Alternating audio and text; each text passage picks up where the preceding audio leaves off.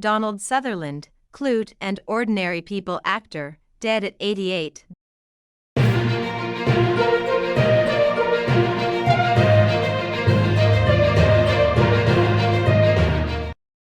Donald Sutherland, a beloved film presence for more than 50 years whose warm, rich voice was as distinctive as the regal bearing he brought to so many of his roles, died Thursday at the age of 88.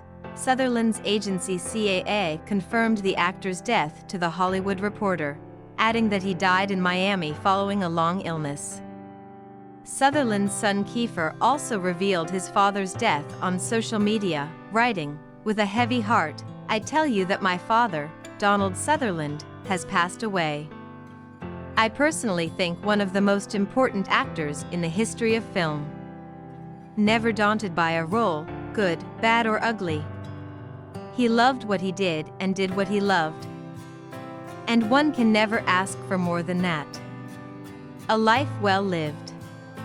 The epitome of a first-class character actor, always reliable, yet often surprising, Sutherland represented several Hollywood eras, coming up during the 1960s when the industry was entering a period of existential uncertainty, becoming a star during the 1970s counterculture renaissance, and then transitioning into a respected elder statesman, his effortless authenticity enlivening every film in which he appeared, whether it was as the mysterious whistleblower in JFK or the scheming President Snow in the Hunger Games films.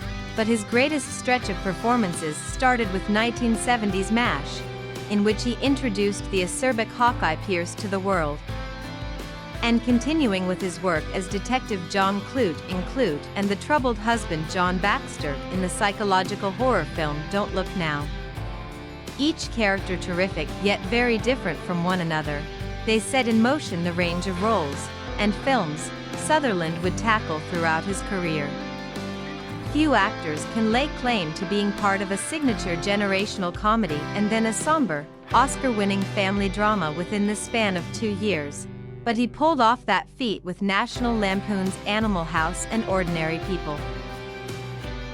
Born in July 1935 in New Brunswick, Canada, Donald McNichol Sutherland was a sickly child, battling polio, pneumonia, and scarlet fever, among other diseases, as a boy. He claimed that, because of spinal meningitis, I died for 4 or 5 seconds. Sutherland studied engineering at the University of Toronto, but he developed an interest in acting, becoming involved with the student theatre troupe UC Follies at Hart House Theatre before heading to London and Scotland to hone his craft. His earliest film roles included a 1964 Christopher Lee horror flick called Castle of the Living Dead. But his first real break came when he was cast in the war film The Dirty Dozen, where he played one of the titular 12 commandos. Vernon Pinkley. It was supposed to be a small part, but he got promoted when co-star Clint Walker, who was Native American, objected to doing a scene where he impersonates a U.S. general, prompting director Robert Aldrich to give the memorable moment to Sutherland's character instead.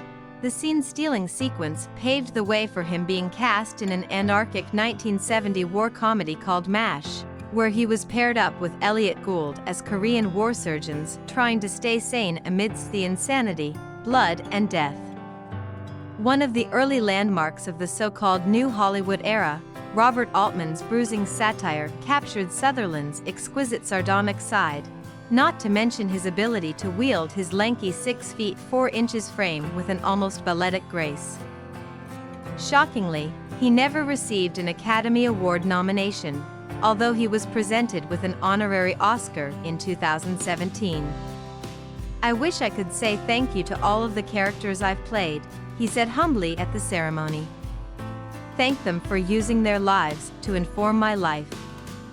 But despite the immense joy he brought to so many moviegoers, Sutherland didn't consider his work to be fun. "It's joyful, it's passionate, it's rewarding, it's a pursuit of truth, but I don't think of it as fun," he said in 2016. "It's not a game. It's a very serious endeavor for me. It's not for a lot of people. It was a wonderful job."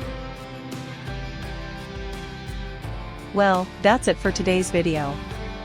What are your thoughts? Please let us know on the comment section below. Whose celebrity do you want us to feature next? Thank you for watching FASN News Channel.